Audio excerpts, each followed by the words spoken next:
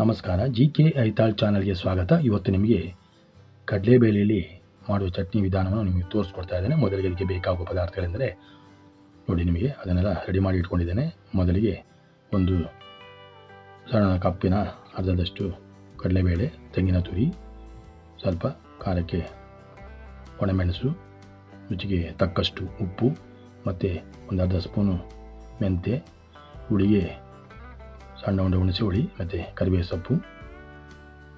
ಇದನ್ನು ಮಾಡುವ ವಿಧಾನವನ್ನು ನಿಮಗೆ ತೋರಿಸ್ತೇನೆ. ಸಣ್ಣ ಹುಳಿಯಲ್ಲಿ ನಾವೊಂದು ಬಾಣಲೆ ತಗೊಂಡು ಅದಕ್ಕೆ 2 ಸ್ಪೂನು ಎಣ್ಣೆ ಹಾಕ್ಕೊಳ್ತಿದ್ದೀನಿ. ಯಾವುದೇ ಬ್ರ್ಯಾಂಡೆಡ್ ಆಗ್ಬೋದು. ನೋಡಿ, ಇದಕ್ಕೆ ನಾನು ಮೊದಲಿಗೆ ಎಣ್ಣೆ ಕಾದ ಮೇಲೆ ಅದಕ್ಕೆ ನಾನು ಮೆಂತ್ಯ ಹಾಕ್ಕೊಳ್ತಾ ಇದ್ದೇನೆ. ಈಗ ಅದಕ್ಕೆ ನಿಮಗೆ ತೋರಿಸಿದ ಕಡಲೆಬೇಳೆ ಕೂಡ ಹಾಕ್ಕೊಂಡಿದ್ದೇನೆ. ಇದನ್ನು ಲೈಟ್ ಉರಿಲಿ ನಾವು ಇದನ್ನು ಫ್ರೈ ಮಾಡ್ಕೋಬೇಕು. ನೋಡಿ, ಒಣಮೆಣಸು ಕೂಡ ಹಾಕ್ಕೊಂಡಿದ್ದೇನೆ. ಖಾರ ಬೇಕಾದ್ರೆ ಎಕ್ಸ್ಟ್ರಾ ನೀವು ಹಾಕೋಬೋದು. ಕರಿಬೇವು ಸೊಪ್ಪು ಕೂಡ ಹಾಕ್ಕೊಂಡಿದ್ದೇನೆ. ಇದನ್ನು ನಿಧಾನವಾಗಿ ನಾವು ಸಣ್ಣ ಉರಿಲಿ ಅದನ್ನು ಕೆಂಪಾಗಿ ಹುರಿದ್ಕೊಳ್ಬೇಕು. ನಾವು ಹುರಿತಾ ಇದ್ದರೆ ಕಡಲೆಬೇಳೆ ಒಳ್ಳೆ ಘಮ ಘಮ ಬರ್ತದೆ.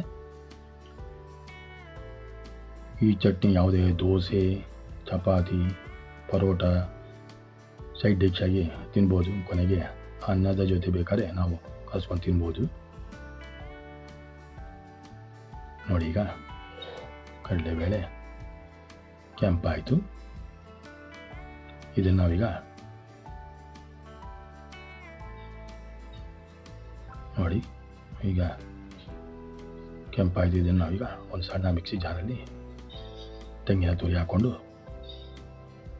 ಅದಕ್ಕೆ ನಾವು ಈಗ ಹುರಿದಿಟ್ಟಿರೋಂಥ ಕಡಲೆಬೇಳೆನ ನಿಧಾನವಾಗಿ ಅದಕ್ಕೆ ಹಾಕ್ಕೊಳ್ತಾ ಇದ್ದೇನೆ. ನೀವು ಮಾಡಿ ಕಮೆಂಟಲ್ಲಿ ತಿಳಿಸಿ. ತುಂಬ ಟೇಸ್ಟಿಯಾಗಿ ಬರ್ತದೆ. ಇದಕ್ಕೆ ನಾನೀಗ ರುಚಿಗೆ ತಕ್ಕಷ್ಟು ಉಪ್ಪನ್ನು ಕೂಡ ಹಾಕ್ಕೊಂಡಿದ್ದೇನೆ. ಮತ್ತು ಹುಳಿಗೆ ಹುಣಸೆ ಹಣ್ಣು ಕೂಡ ಹಾಕ್ಕೊಂಡಿದ್ದೇನೆ. ನಿಮಗೆ ಬೇಕಾದರೆ ಸ್ವಲ್ಪ ಜಾಸ್ತಿ ಹಾಕೋಬೋದು, ಇಲ್ಲ ಕಮ್ಮಿನಾದರೂ ಹಾಕೋಬೋದು. ಈಗ ನೀರನ್ನ ಹಾಕಿ ನಾನು ಗ್ರೈಂಡರ್ ಮಾಡಿ ಇಟ್ಕೊಂಡಿದ್ದೇನೆ. ನೋಡಿ, ಈಗ ಚಟ್ನಿ ರೆಡಿ ಆಯಿತು. ಇದನ್ನು ನಾನು ಸಣ್ಣ ಬೌಲ್ನಲ್ಲಿ ಹಾಕ್ಕೊಳ್ತಾ ಇದ್ದೇನೆ. ಈಗ ಇದಕ್ಕೆ ನಾನೊಂದು ಒಂದು ಸ್ಪೂನು ಒಗ್ಗರಣೆ ಕೂಡ ಹಾಕ್ಕೊಳ್ತೇನೆ. ಸಾಸಿವೆ, ಉದ್ದಿನಬೇಳೆ, ಜೀರಿಗೆ, ಒಣಮೆಣಸು, ಕರಿಬೇವು ಸೊಪ್ಪು ಅಲ್ಲಿ ರೆಡಿ ಮಾಡಿಟ್ಟಂಥ ಒಗ್ಗರಣೆನ ಹಾಕ್ಕೊಳ್ತಾ ಇದ್ದೇನೆ. ನೋಡಿ, ಲೈಕ್ ಮಾಡಿ, ಶೇರ್ ಮಾಡಿ, ಕಮೆಂಟಲ್ಲಿ ತಿಳಿಸಿ. ನೋಡಿ, ಒಗ್ಗರಣೆ ಹಾಕ್ಕೊಂಡಿದ್ದೀನಿ. ನಮ್ಮ ಚಾನಲ್ನ ಸಬ್ಸ್ಕ್ರೈಬ್ ಮಾಡಿ.